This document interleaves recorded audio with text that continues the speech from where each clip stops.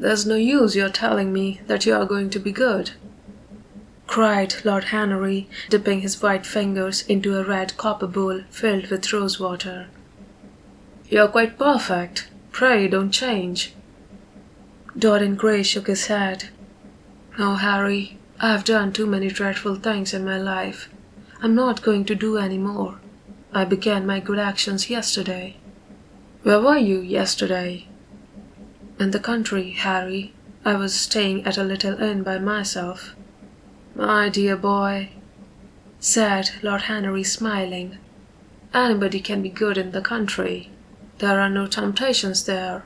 That is the reason why people who live out of the town are so absolutely uncivilized. Civilization is not by any means an easy thing to attain to. There are only two ways by which man can reach it. One is by being cultured, the other by being corrupt. Country people have no opportunity of being either, so they stagnate." "Culture and corruption," echoed Dorian. "I've known something of both. It seems terrible to me now that they should ever be found together. For I have a new ideal, Harry. I'm going to alter. I think I have altered." "You have not yet told me what your good action was. Or did you say you had done more than one?" asked his companion as he spilled into his plate a little crimson pyramid of seeded strawberries and, through a perforated shell-shaped spoon, snowed white sugar upon them. "I can't tell you, Harry. It is not a story I could tell to anyone else. I spared somebody. It sounds vain, but you understand what I mean. She was quite beautiful and wonderfully like Sybil Vane. I think it was that which first attracted me to her. You remember Sybil, don't you? How long ago that seems." "Well, Hattie was not one of our own class, of course. She was simply a girl in a village, but I really loved her. I'm quite sure that I loved her. All during this wonderful May that we have been having, I used to run down and see her 2 or 3 times a week. Yesterday she met me in a little orchard. The apple blossoms kept tumbling down on her hair, and she was laughing. We were to have gone away together this morning at dawn. Suddenly I determined to leave her as flower-like as I had found her." "I should think the novelty of the emotion must have given you a thrill of real pleasure, Dorian," interrupted Lord Henry. "But I can finish your idyll for you. You gave her good advice and broke her heart. That was the beginning of your reformation." "Harry, you're horrible. You mustn't say these dreadful things. Hattie's heart is not broken. Of course she cried and all that, but there's no disgrace upon her. She can live like Perdita in a garden of mint and marigold." "And weep over a faithless Florizel," said Lord Henry, laughing as he leaned back in his chair. "My dear Dorian, you have the most curiously boyish moods. Do you think this girl will ever be really content now with any of her own rank? I suppose she will be married some day to a rough carter or a grinning ploughman. Well, the fact of having met you and loved you will teach her to despise her husband, and she will be wretched. From a moral point of view, I cannot say that I think much of your great renunciation. Even as a beginning, it is poor. Besides, how do you know that Hattie isn't floating at the present moment in some starlit mill pond with lovely water lilies round her like Ophelia? I can't bear this, Harry. You mock at everything and then suggest the most serious tragedies. I'm sorry I told you now. I don't care what you say to me. I know I was right in acting as I did. Poor Hattie. As I rode past the farm this morning, I saw her white face at the window like a spray of jasmine. Don't let us talk about it any more, and don't try to persuade me that the first good action I've done for years, the first little bit of self-sacrifice I've ever known, is really a sort of sin. I want to be better. I'm going to be better. Tell me something about yourself. What is going on in town? I've not been to the club for days. The people are still discussing poor Basil's disappearance. I should have thought that they had got tired of that by this time. said Dorian, pouring himself out some wine and frowning slightly. My dear boy, they have only been talking about it for 6 weeks, and the British public are really not equal to the mental strain of having more than one topic every 3 months. They have been very fortunate lately, however. They have had my own divorce case and Alan Campbell's suicide.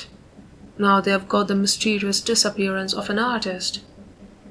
Scotland Yard still insists that the man in the grey ulster who left for Paris by the midnight train on the 9th of November was poor Basil, and the French police declare that Basil never arrived in Paris at all. I suppose in about a fortnight we shall be told that he has been seen in San Francisco. It is an odd thing, but everyone who disappears is said to be seen at San Francisco. It must be a delightful city, and possess all the attractions of the next world. What do you think has happened to Basil? Asked Dorian, holding up his burgundy against the light and wondering how it was that he could discuss the matter so calmly. I have not the slightest idea. If Basil chooses to hide himself, it is no business of mine. If he is dead, I don't want to think about him. Death is the only thing that ever terrifies me. I hate it. Why? Said the younger man warily. Because, said Lord Henry, passing beneath his nostrils the gilt trellis of an open vinaigrette box, one can survive everything nowadays except that. Death and vulgarity are the only 2 facts in the 19th century that one cannot explain away. Let us have our coffee in the music room, Dorian. You must play Chopin to me. The man with whom my wife ran away played Chopin exquisitely. Poor Victoria. I was very fond of her. The house is rather lonely without her. Of course, married life is merely a habit, a bad habit, but then one regrets the loss even of one's worst habits. Perhaps one regrets them the most. They are such an essential part of one's personality. Dorian said nothing, but rose from the table and passing into the next room, sat down to the piano and let his fingers stray across the white and black ivory of the keys.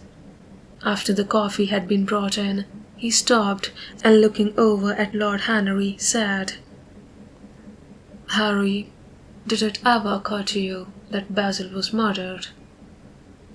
Lord Henry yawned. Basil was very popular and always wore a Waterbury watch. Why should he have been murdered? He was not clever enough to have enemies. Of course, he had a wonderful genius for painting, but a man can paint like Velasquez, and yet be as dull as possible. Basil was really rather dull. He only interested me once, and that was when he told me years ago that he had a wild adoration for you, and that you were the dominant motive of his art. I was very fond of Basil, said Dorian with a note of sadness in his voice. But don't people say that he was murdered? Oh, some of the papers do. It does not seem to me to be at all probable. I know there are dreadful places in Paris, but Basil was not the sort of man to have gone to them.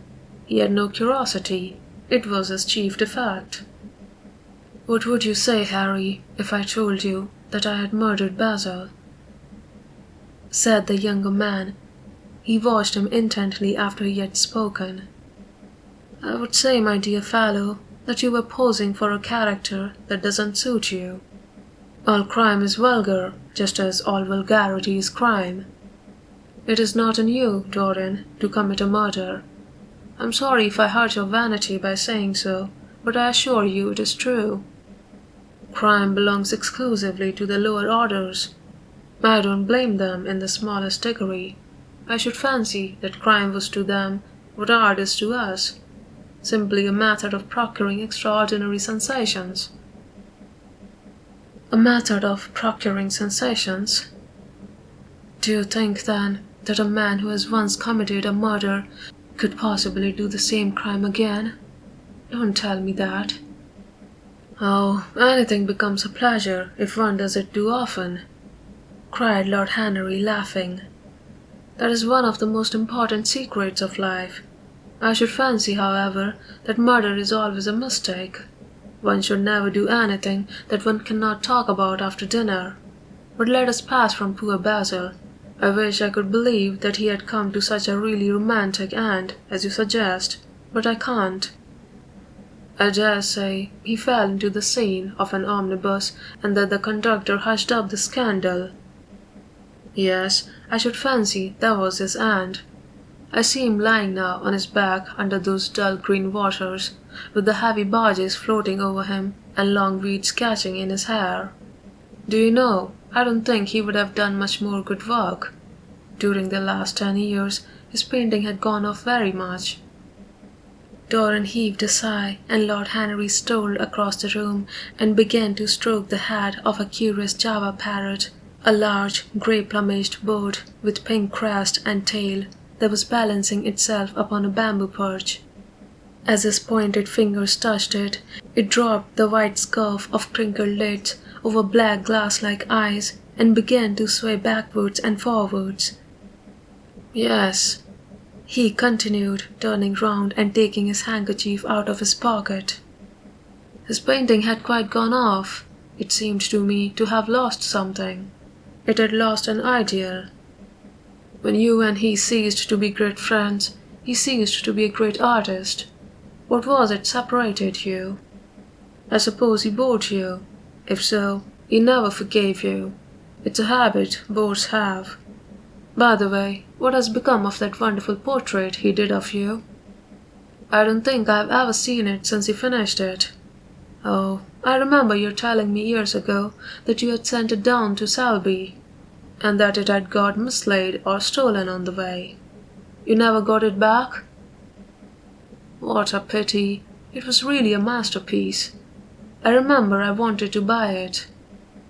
I wish I had now. It belonged to Basil's best period. Since then, his work was that curious mixture of bad painting and good intentions that always entitles a man to be called a representative British artist. Did you advertise for it? You should." "I forget," said Dorian. "I suppose I did, but I never really liked it. I'm sorry I sat for it. The memory of the thing is hateful to me. Why do you talk of it? It used to remind me of those curious lines in some play. Hamlet, I think. How do they run? Like the painting of a sorrow, a face without a heart. Yes, that is what it was like." Lord Henry laughed. "If a man treats life artistically, his brain is his heart," he answered, sinking into an armchair. Dorian Gray shook his head and struck some soft chords on the piano. "Like the painting of a sorrow," he repeated. "A face without a heart." The elder man lay back and looked at him with half-closed eyes. "By the way, Dorian," he said after a pause, "what does it profit a man if he gain the whole world and lose? How does the quotation run? His own soul?" The music jarred, and Dorian Gray started and stared at his friend. "Why do you ask me that, Harry?" "My dear fellow," said Lord Henry, elevating his eyebrows in surprise, "I ask you because I thought you might be able to give me an answer. That is all. I was going through the park last Sunday, and close by the Marble Arch there stood a little crowd of shabby-looking people, listening to some vulgar street preacher. As I passed by, I heard the man yelling out that question to his audience. It struck me as being rather dramatic. London is very rich in curious effects of that kind. A wet Sunday, an uncouth Christian in a mackintosh, a ring of sickly white faces under a broken roof of dripping umbrellas, and a wonderful phrase flung into the air by shrill hysterical lips. It was really very good in its way, quite a suggestion. I thought of telling the prophet that art had a soul, but that man had not. I am afraid, however, he would not have understood me. Don't, Harry. The soul is a terrible reality. It can be bought and sold and bartered away. It can be poisoned or made perfect. There is a soul in each one of us. I know it. Do you feel quite sure of that, Dorian? Quite sure. Then it must be an illusion. The things one feels absolutely certain about are never true. That is the fatality of faith and the lesson of romance. How grave you are. Don't be so serious. What have you or I to do with the superstitions of our age? No, we have given up our belief in the soul. Play me something. Play me a nocturne, Dorian, and as you play, tell me in a low voice how you have kept your youth. You must have some secret. I'm only 10 years older than you are, and I'm wrinkled and worn and yellow. You are really wonderful, Dorian. You have never looked more charming than you do tonight. You remind me of the day I saw you first. You were rather cheeky, very shy, and absolutely extraordinary. You have changed, of course, but not in appearance. I wish you would tell me your secret. To get back my youth, I would do anything in the world, except take exercise, get up early, or be respectable. Youth. There is nothing like it. It's absurd to talk of the ignorance of youth. The only people to whose opinions I listen now with any respect are people much younger than myself. They seem in front of me. Life has revealed to them her latest wonder. As for the aged, I always contradict the aged. I do it on principle. If you ask them their opinion on something that happened yesterday, they solemnly give you the opinions current in 1820, when people wore high stocks, believed in everything, and knew absolutely nothing. How lovely that the thing you are playing is! I wonder, did Chopin write at Majorca, with the sea weeping round the villa and the salt spray dashing against the panes? It is marvellously romantic. What a blessing it is that there is one art left to us that is not imitative. Don't stop. I want music tonight. It seems to me that you are the young Apollo and that I am the Merceus listening to you.